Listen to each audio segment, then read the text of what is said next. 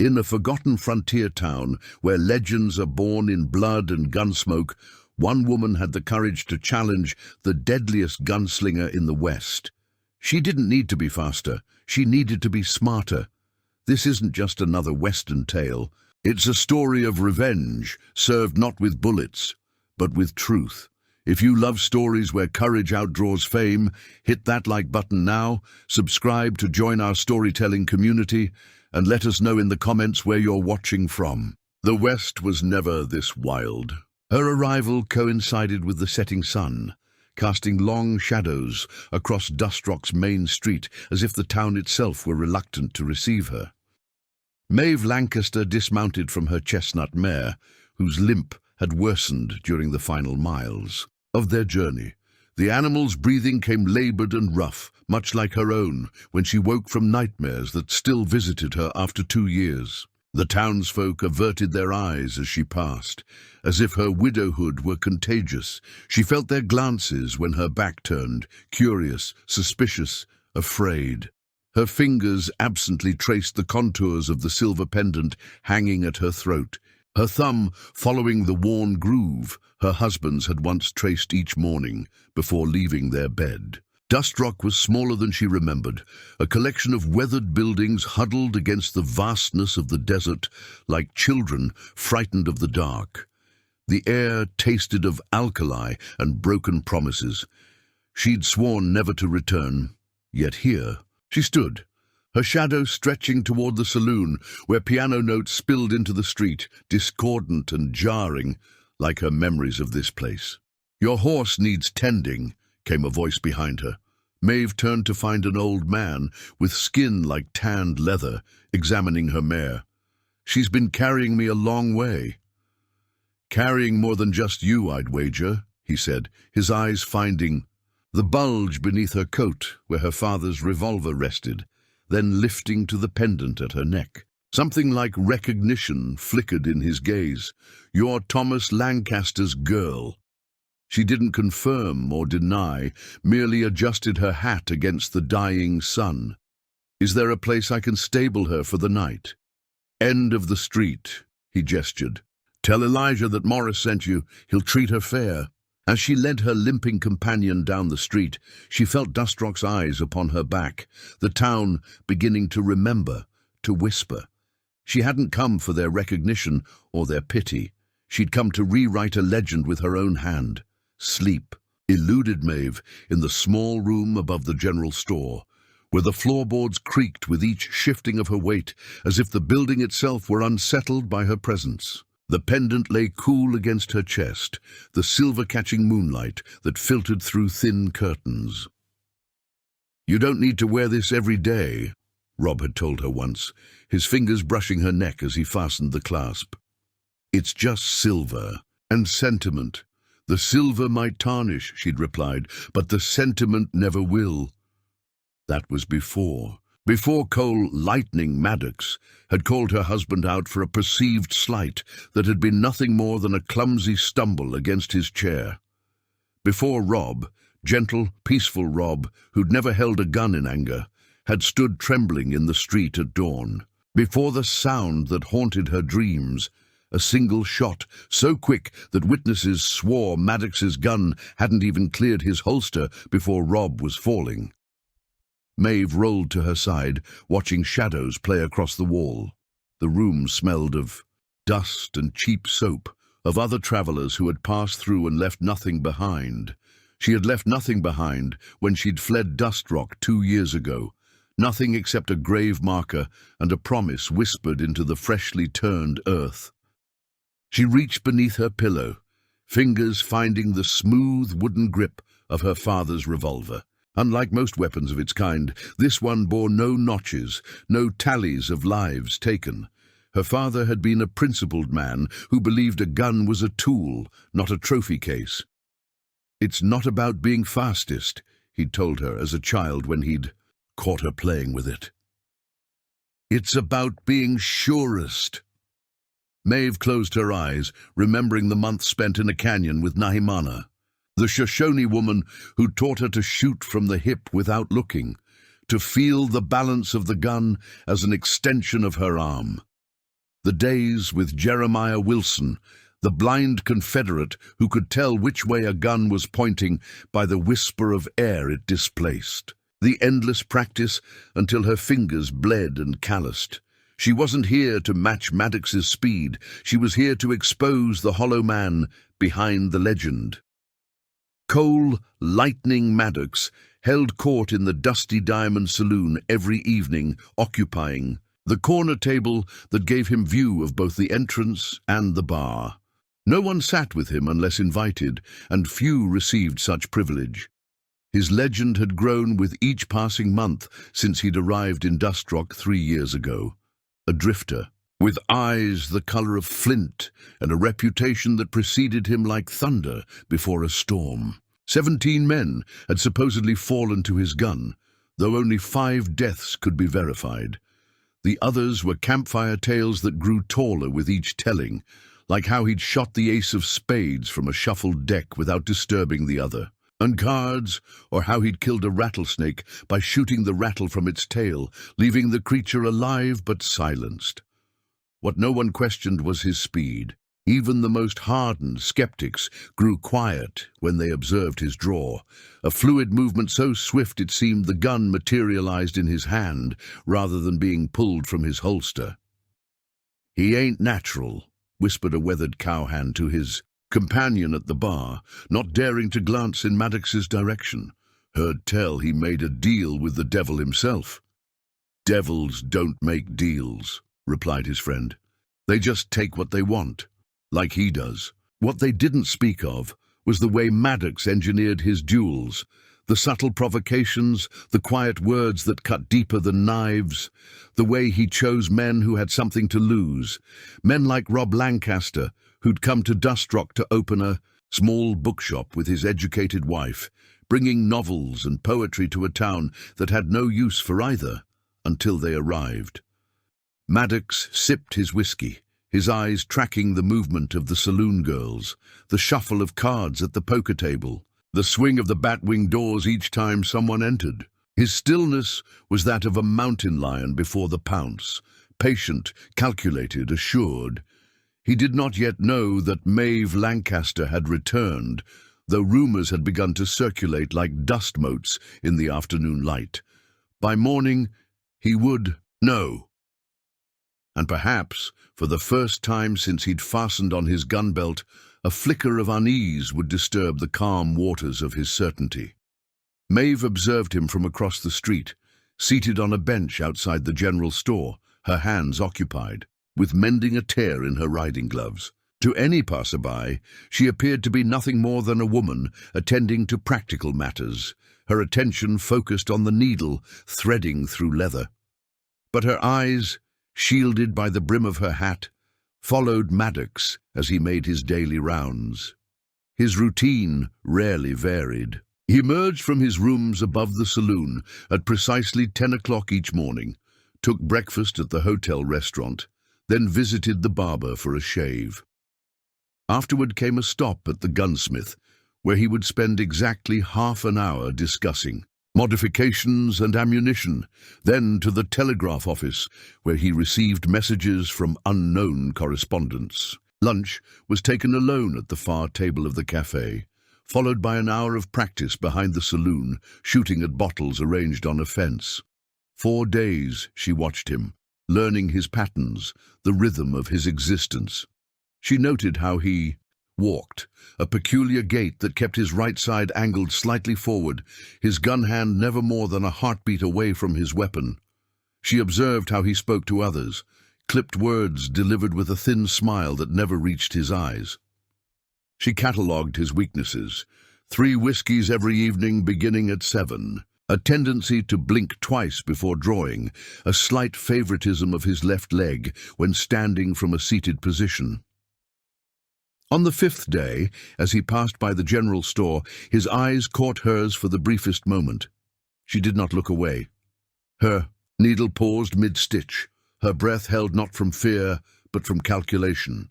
Would he recognize her?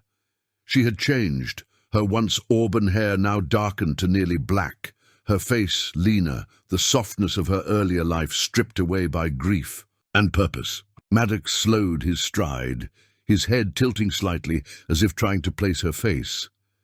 Then Mrs. Patterson emerged from the store, calling to Maeve about an order of fabric that had arrived, and the moment passed.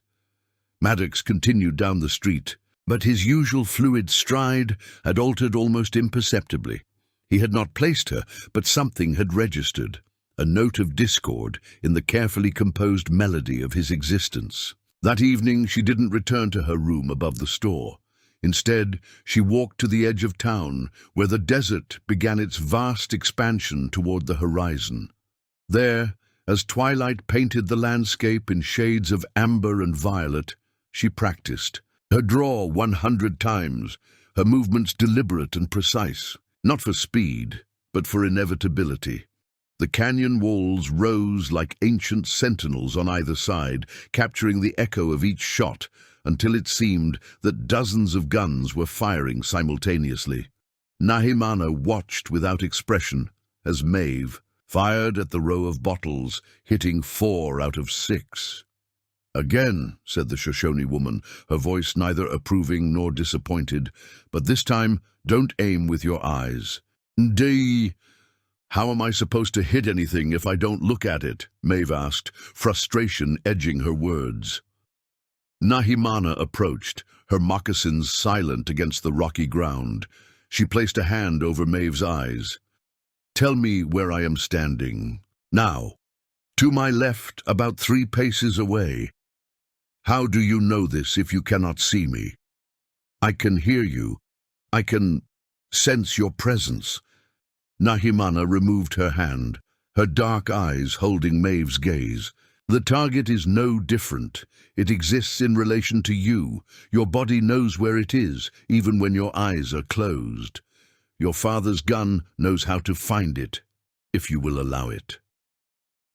Day after day, they practiced in that canyon while snow dusted the rim above and melted before reaching the floor below. Nahimana rarely spoke, but when she did, her words carried the weight of generations who had learned to survive by understanding the world beyond sight. "Why are you helping me?" Maeve asked one evening as they sat beside a small fire, at the flames casting flickering shadows against the rock face. Nahimana was silent for so long that Maeve thought she might not answer. Finally she said, "I once knew a man like this Maddox, a man who believed his swiftness with death made him powerful." She stirred the fire with a stick, sending sparks spiraling upward. "Such men take more than lives. They take truth. They take stories that should belong to others. Did you kill him, the man you knew?" The Shoshone woman's expression remained impassive, but something in her eyes shifted, like clouds passing over the moon. "I took from him what he valued most, his belief in his own legend." As winter gave way to spring, Maeve's shots became surer, her movements more fluid. She learned to fire without looking, to sense rather than see. But more importantly, she learned patience, the discipline to wait for the perfect moment when all elements aligned. On their final day together, Nahimana presented her with a small leather pouch containing herbs that smelled of sage and something sharper, more pungent. "For clarity," she said simply, "when the time comes." Maeve tucked the pouch into her saddlebag, alongside her father's revolver with its smooth, unmarked grip.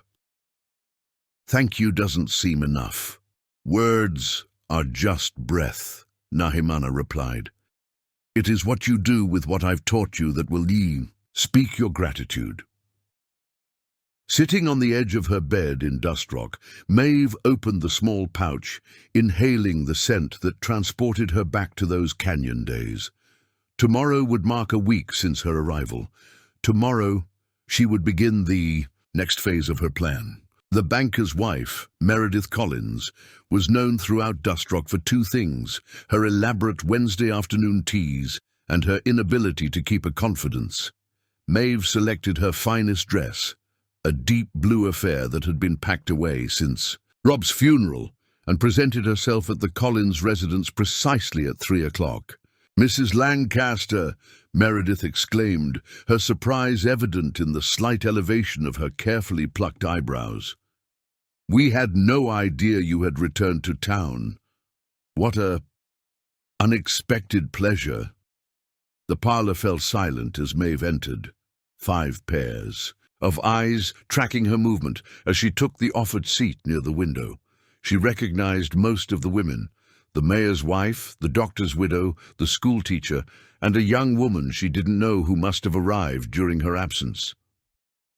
"Thank you for including me," Maeve said, accepting a delicate china cup filled with tea that smelled of bergamot and pretension. "I've been away too long." "Indeed," said the mayor's wife, her tone suggesting that too long hadn't been nearly long enough. "We were all so shocked by your departure after that unfortunate incident." Maeve sipped her tea, allowing the silence to stretch uncomfortable seconds. "Grief takes us on strange journeys," she finally replied, her eyes meeting each woman's, gaze in turn. "But it also brings clarity." "Clarity?" asked the schoolteacher, leaning forward slightly. "About what truly happened that day," Maeve said, setting her cup down with deliberate care. "About why my husband, who never carried a weapon in his life, was called out by the fastest gun in the territory."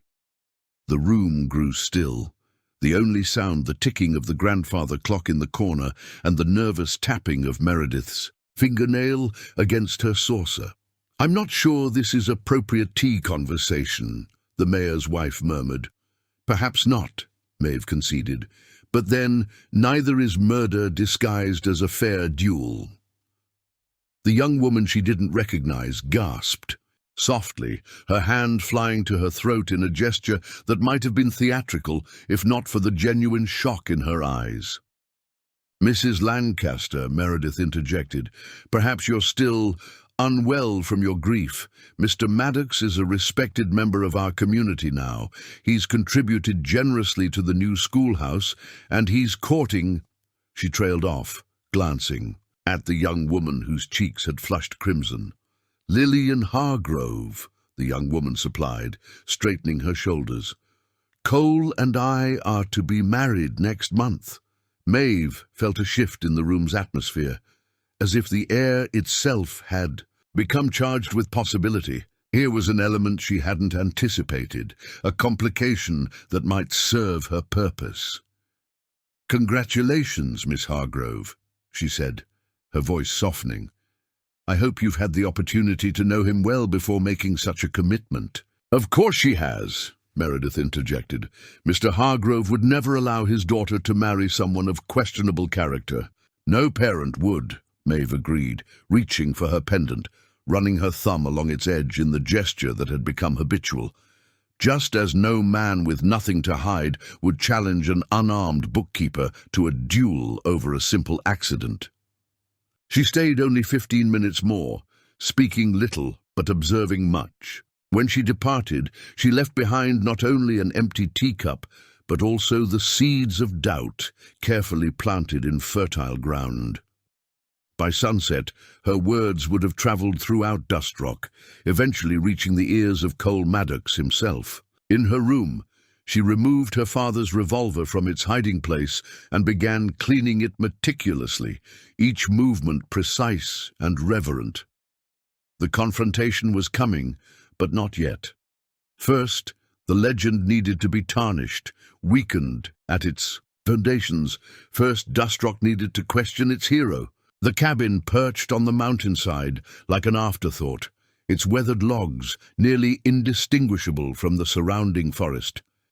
Here lived Jeremiah Wilson, once a sharpshooter for the Confederacy before a Union cannon blast took his sight. At Gettysburg, now he lived alone, accompanied only by the ghosts of his past and the extraordinary acuity of his remaining senses.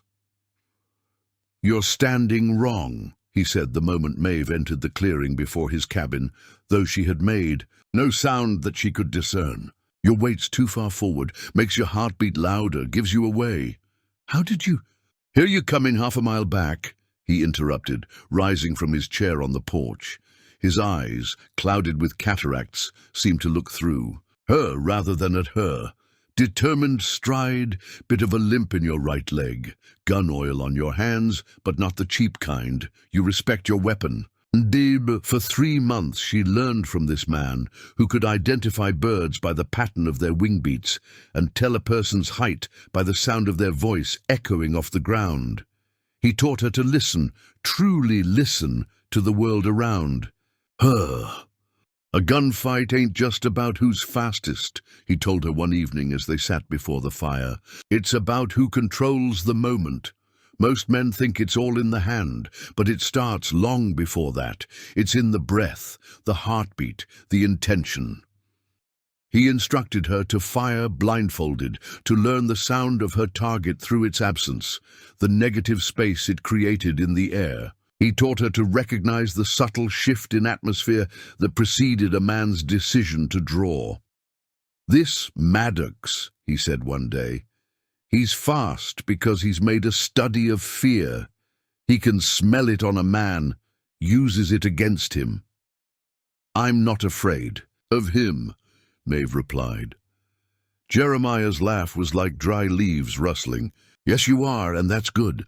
Fear keeps you honest. But there's a difference between feeling fear and being controlled by it." He tapped his temple with a gnarled finger.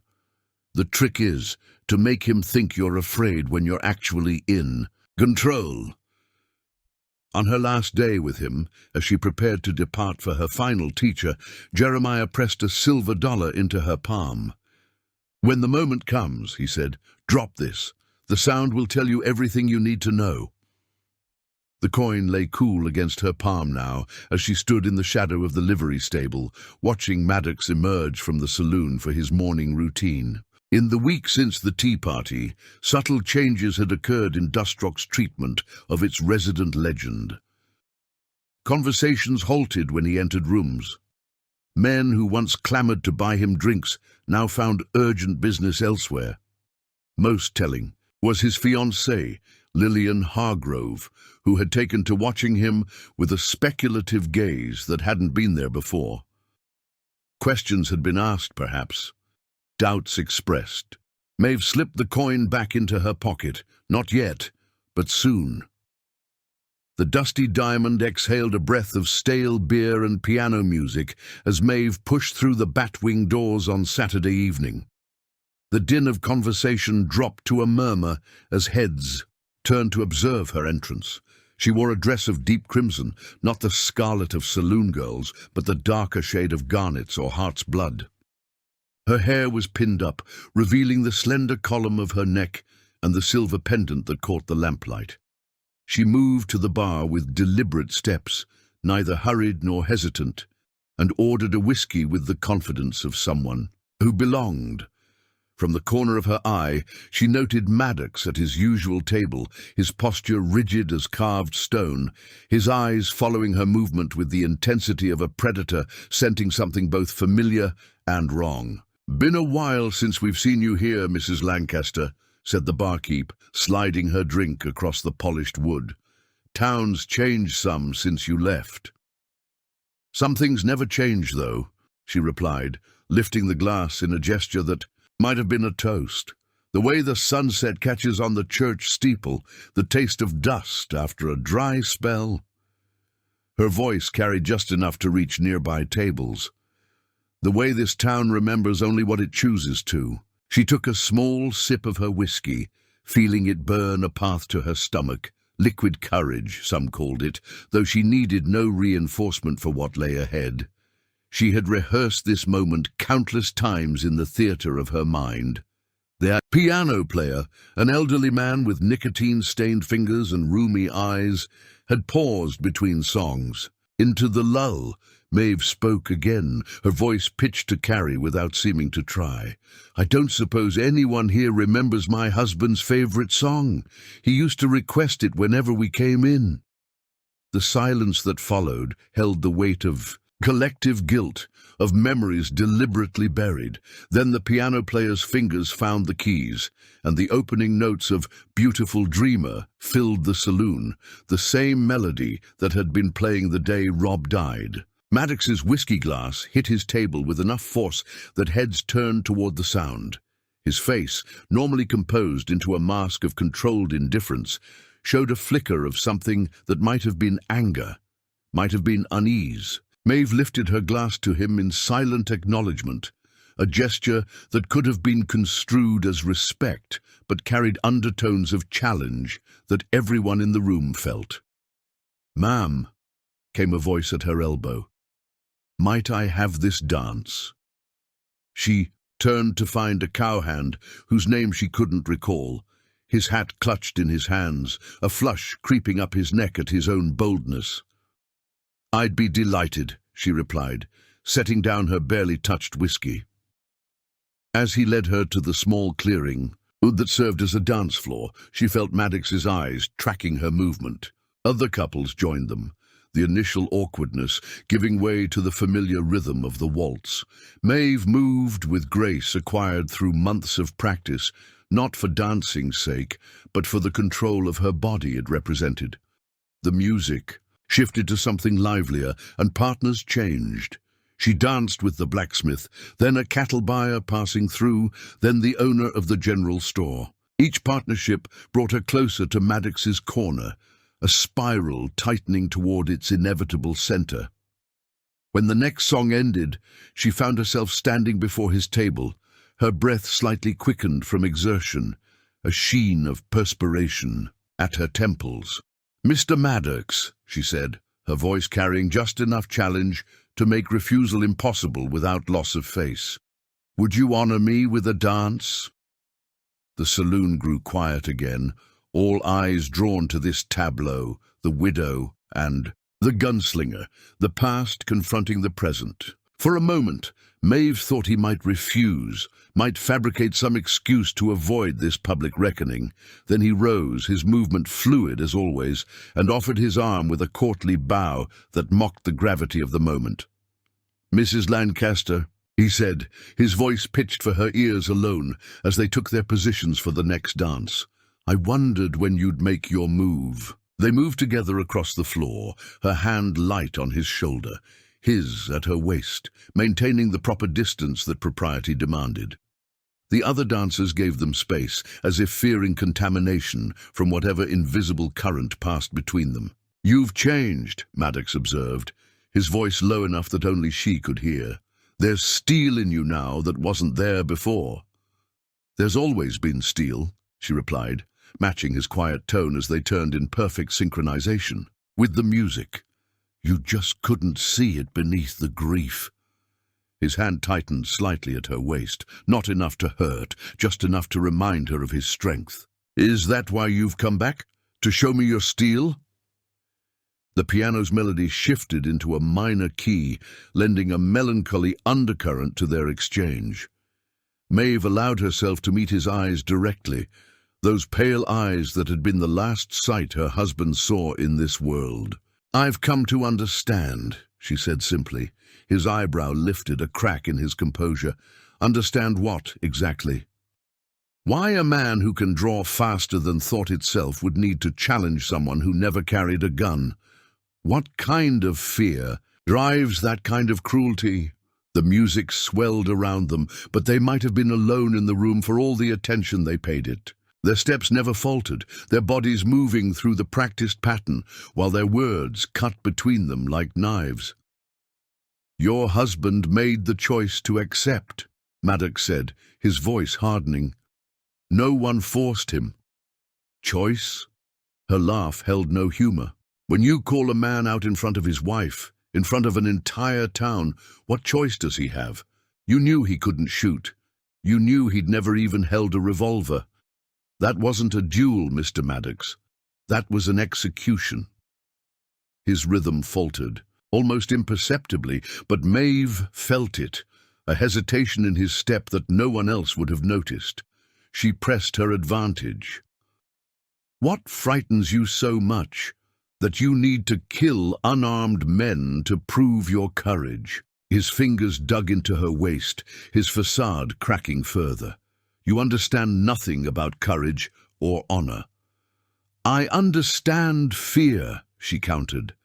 I lived with it every day after you took Rob from me.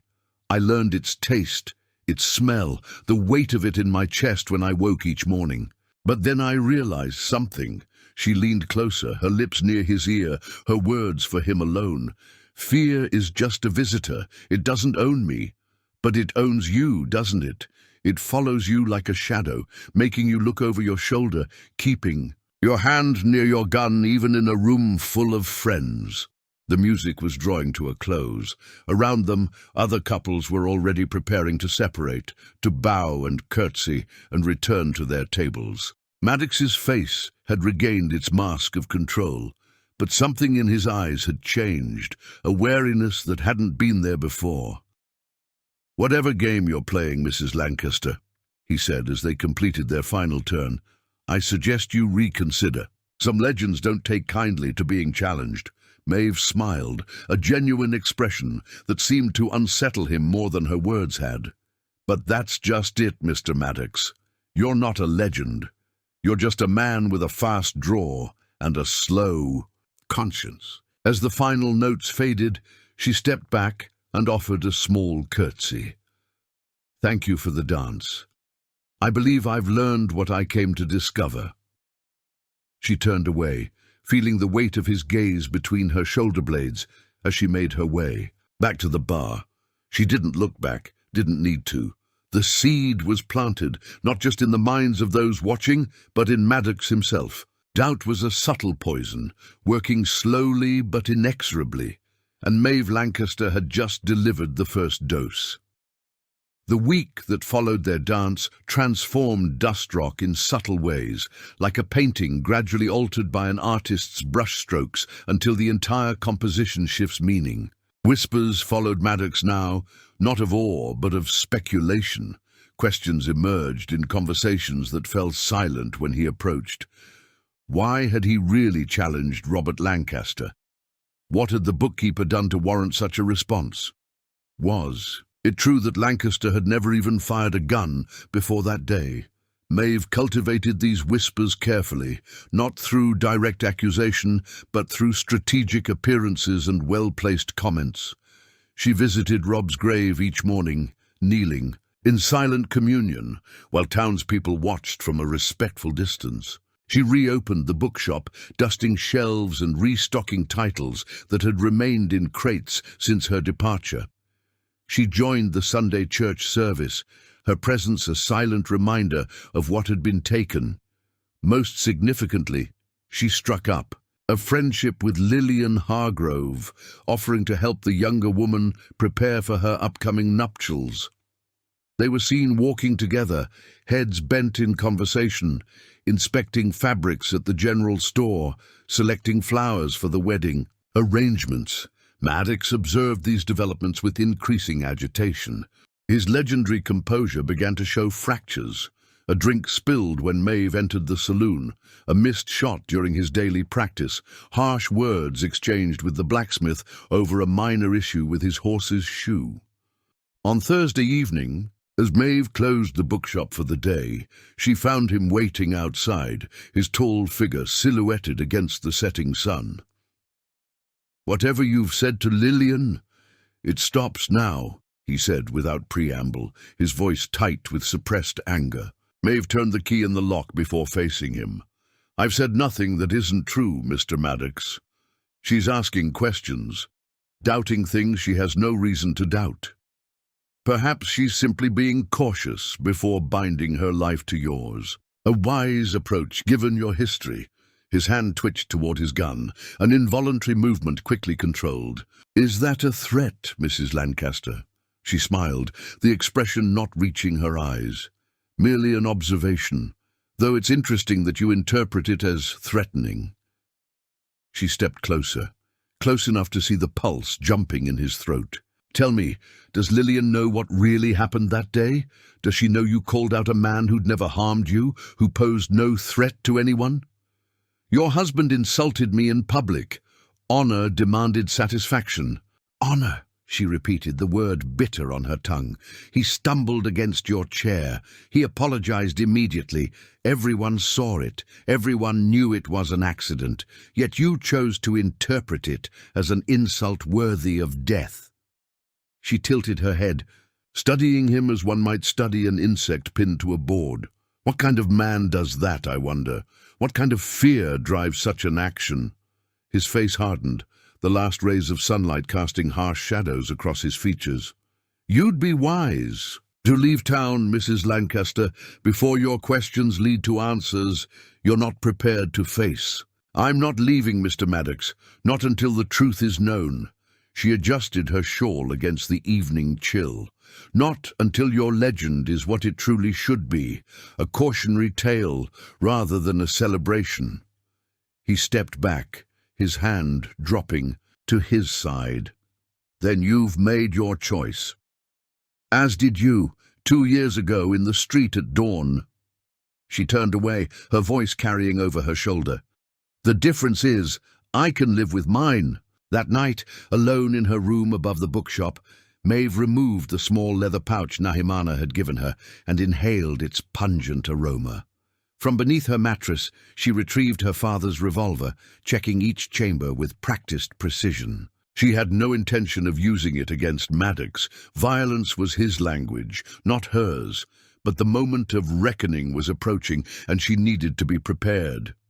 From her window, she could see the light burning in the rooms above the saloon, where Maddox lived.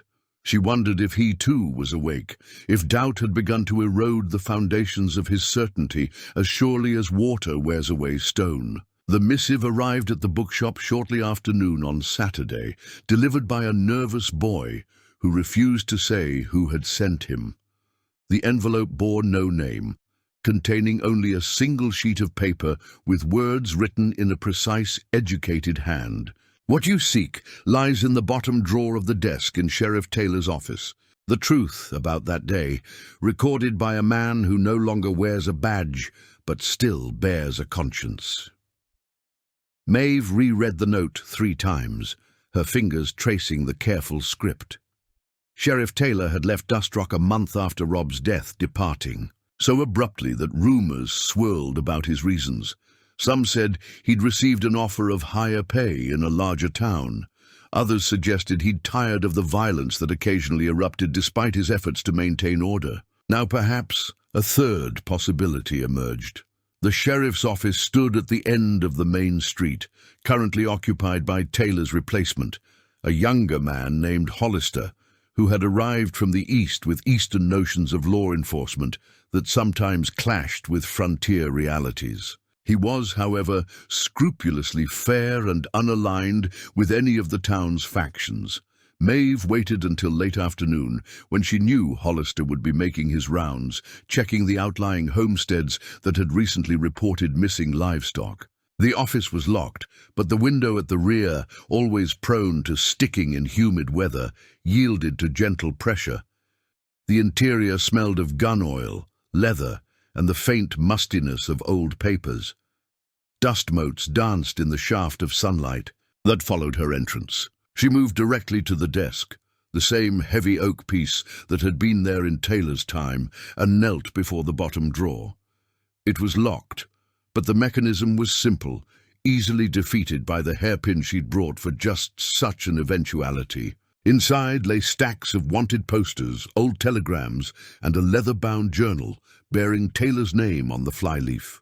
With hands that trembled slightly, Maeve opened the journal, scanning entries until she found the date that had changed everything. April 17th, 1872. Lancaster shot this morning by Maddox in what was called a fair duel, though there was nothing fair about it. The bookkeeper never stood a chance, never even cleared leather before Maddox's bullet found him. But that's not what troubles me most. Yesterday, Hargrove came to me with concerns about Lancaster's bookshop. Said the man was ordering dangerous literature that might give people ideas above their station. Wanted me to shut him down. I refused. No law against books, even ones some folks might find objectionable. This morning, before the duel, I saw Hargrove and Maddox in close conversation behind the saloon. Money changed hands. An hour later, Lancaster was called out for supposedly insulting Maddox's honor. I should arrest him. The law may recognize dueling as legal when both parties consent, but this wasn't a duel. It was murder for hire, plain and simple. But Hargrove owns half the town, including the bank holding the mortgage on my sister's place. One word from him, and she's out on the street with her children. God forgive me. I'm leaving this badge on the desk at sundown. I can't wear it knowing what I've allowed to happen. Maeve sat back on her heels, the journal open in her lap, the pieces finally falling into place. William Hargrove, Lillian's father and Dustrock's wealthiest citizen, had orchestrated her husband's death because he objected to the books Rob imported. Books that might have expanded the horizons of Dustrock's residence beyond the limited vision Hargrove had for them, and Maddox had been his willing instrument, his gun for hire, hiding murder behind the veneer of honor and the speed of his draw. The sound of boots on the boardwalk outside snapped her to attention. Quickly, she tore the relevant pages from the journal, replaced it in the drawer, and slipped out the way she had come, seconds before Sheriff Hollister's key turned in the front door lock. In her room, she read the stolen pages again, considering her next move. It wasn't enough to confront Maddox alone. The rot went deeper, reaching into Dustrock's very foundations. The truth needed to be exposed in its entirety, laid bare for all to see, and she knew exactly how to accomplish it. Sunday dawned clear and bright, the kind of perfect autumn day that seemed designed for significant events. The church bell pealed across Dustrock, summoning its citizens to worship. Maeve dressed with particular care, a gown of deep blue that had been Rob's favorite, her hair arranged simply, her father's pendant gleaming at her throat. The church was nearly full when she arrived, families arranged in their usual pews, hymn books open in anticipation of the service. Reverend Milner stood at the pulpit, shuffling his notes for the morning sermon. At the front, occupying the place of honor, sat William Hargrove with his daughter Lillian beside him, her engagement ring catching the light that streamed through the stained glass windows. Maddox sat on Lillian's other side, his back straight, his gun belt conspicuously absent, as was proper in a house of worship. He stiffened visibly when Maeve entered, his eyes tracking her progress down the aisle. She chose a seat directly behind the Hargrove family, nodding politely to those around her, ignoring the whispers that followed her movement. The organist began the opening hymn, and the congregation rose, voices lifted in praise that echoed against the wooden beams overhead. Maeve did not sing. Instead, she waited, gathering her courage for what would come next. When the final notes faded and Reverend Milner stepped forward to begin his sermon, she rose from her seat. "Reverend," she said, her voice carrying clearly, "in the sudden silence, before you begin, I ask permission to address the congregation on a matter that concerns us all." Milner blinked in surprise, his sermon momentarily forgotten. "Mrs. Lancaster, this is most irregular. It concerns justice," she continued, her gaze moving from his startled face to sweep across the assembled townspeople. "It concerns truth, and it concerns the very soul of Dustrock." A murmur rippled through the church. Hargrove half turned in his seat, his face darkening with anger. Beside him, Lillian looked confused, her hand unconsciously seeking her father's arm.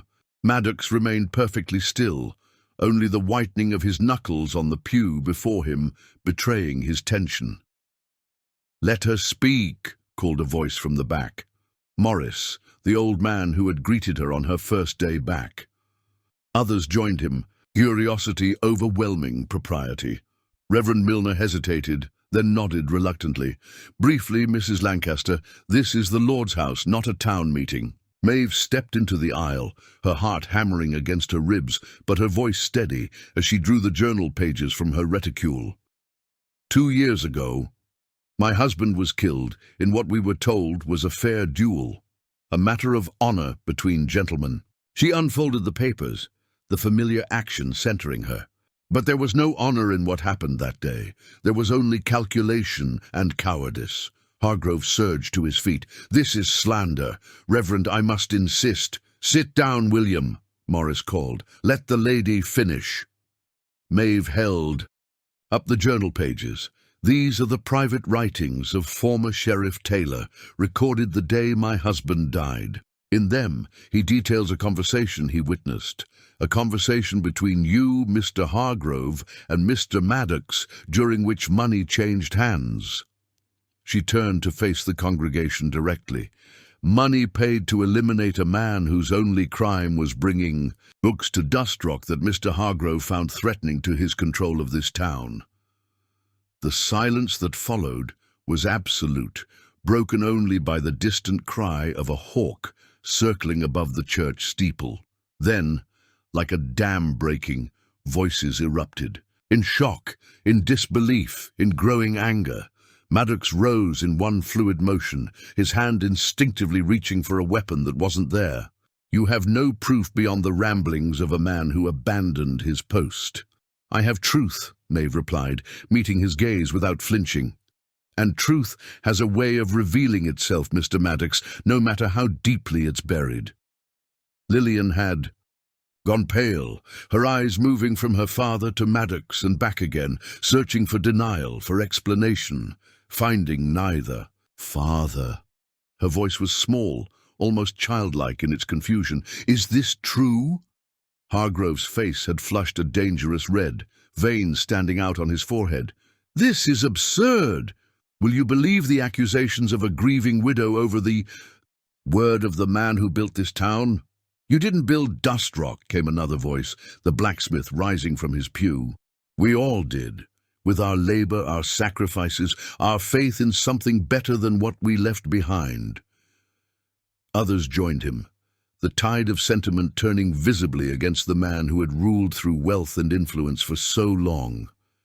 Maddox, sensing the shift, began edging toward the side door. Maeve noted his movement, but made no effort to stop him. His fate was no longer in her hands, but in those of the community he had betrayed. Sheriff Hollister appeared in the main doorway, drawn by the commotion. "What's happening here?" Wordlessly, Maeve handed him the journal pages. He scanned them. Quickly, his expression hardening as he read. When he looked up, his gaze went directly to Hargrove. "William Hargrove, you're under arrest for conspiracy to commit murder." He turned to Maddox, who had frozen halfway to the exit. "Cole Maddox, you're under arrest as accessory to the same." What followed happened so quickly that afterward witnesses would disagree on the exact sequence of events. Maddox bolted for the door. Hargrove lunged toward Maeve, perhaps intending to seize the damning evidence, though it was already too late for that. Hollister drew his weapon, ordering both men to stand down, and Maeve, calm amidst the chaos, as Nahimana had taught her, simply stepped aside, watching as the legend of Cole Lightning Maddox crumbled before her eyes, revealed as nothing more than a hired gun without the courage to face the consequences of his actions. The trial was brief by most standards, though it seemed an eternity, to those who lived through Dustrock's long summer of revelation and reckoning. Evidence emerged that Hargrove's influence had extended far beyond the death of one bookkeeper. Land seized through dubious means, competitors driven away by threats, or arranged accidents, town decisions manipulated to serve his interests alone. Maddox, facing the gallows, turned state's evidence against his former employer, revealing details of not just Rob's death, but other duels that had been carefully engineered to eliminate those who stood in Hargrove's way. His legendary speed, with a gun, counted for nothing in a courthouse where justice moved with deliberate slowness, measuring evidence rather than milliseconds. Both men were sentenced on the first day of autumn, Hargrove to 20 years in the territorial prison, Maddox to 15. As they were led away in chains, the gathered townspeople maintained a dignified silence, neither celebrating nor protesting the outcome. Justice, Maeve reflected, often arrived with a whisper rather than a shout. Lillian Hargrove departed Dustrock the day after the sentencing, leaving behind her father's mansion and the life she had known. The note she sent to Maeve before her. Departure was simple but eloquent in its pain. I believed the lies because they were easier than questioning. Thank you for your courage in seeking truth, even when it hurt. I'm going east to study. Perhaps one day I'll have the strength you've shown. Lillian. The bookshop flourished under Maeve's renewed attention, becoming not just a place of commerce but a gathering spot where ideas could be exchanged. Freely, she expanded its offerings to include scientific journals, newspapers from across the country, and translations of works from around the world. The seed Rob had planted took root and grew, transforming Dustrock in ways subtle but profound. On the anniversary of his death, as autumn painted the landscape in shades of amber and gold, Maeve stood before his grave, no longer burdened by grief that demanded vengeance, but filled with a quieter, more peaceful remembrance. "It's done," she told him, placing a volume of Tennyson's poetry against the headstone, the book he'd been reading the day before he died. Not the way I imagined, perhaps, but done nonetheless. The pendant still hung at her throat, a connection to what had been lost, but also a reminder of what remained, love that transcended death, truth that outlasted lies, stories that continued beyond their teller's final words. As she turned to leave, she noticed Morris watching from a respectful distance, his weathered face solemn in the fading light. "You did right by him," the old man said simply when she approached. "By all of us, truth be told. I didn't come back for vengeance," she replied, surprising herself with the realization that it was true. "I came back for truth." Morris nodded, understanding in his rheumy eyes. Truth's harder in the end. Vengeance burns hot and fast, but truth, that's a slow fire that changes everything it touches. He gestured toward the town spread below them. "Dustrock won't be the same now. You've seen to that. Is that a good thing? Change always is, even when it hurts. Especially then, maybe." He offered his arm with old-fashioned courtesy. "Walk an old man back to town." Together they descended the hill, the setting sun, casting their shadows long before them, stretching toward a future still unwritten, but filled now with possibilities that hadn't existed before. The stage departed Dustrock on the first Tuesday of November, carrying Maeve Lancaster and 2 trunks, containing all she wished to take from her time there. The bookshop had been sold to the schoolteacher, who would continue its legacy while adding her own vision to its future.